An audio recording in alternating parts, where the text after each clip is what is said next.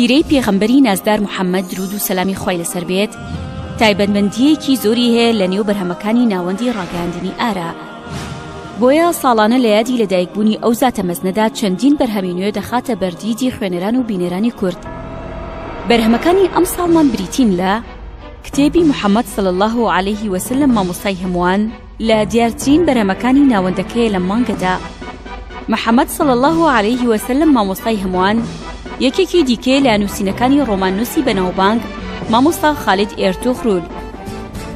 بەرهەمی دووهەممان لە مانگەدا پێوەرێکە بۆ زانینی ڕادەی خۆشەویستیت بۆ پێغەمبەرمان درود و سەلامی خوای لەسەر بێت، ئەویش بریتیە لە نامیلکەی خۆشەویستی پێغەمبەر صلی الله عليه وسلم و نیشانەکانی.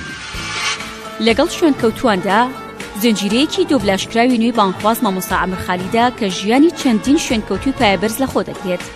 زنجیرەی لەگەڵ شوێنکەوتواندا 29 ئەڵقەیە لە 4 دیڤیدیدا. هەروەها دەتوانن سوود لە بەرهەمەکانی ساڵانی ڕابردوو وەربگرن کە لەم مانگە پیرۆزەدا لە چاپ دراون. بۆ دەستکەوتنی سەرجەم بەرهەمەکانی ناوەندی ڕاگەیاندنی ئارا، سەردانی بنکەی سەرەکی ناوەندی ڕاگەیاندنی ئارا بکەن بەم ناونیشانە.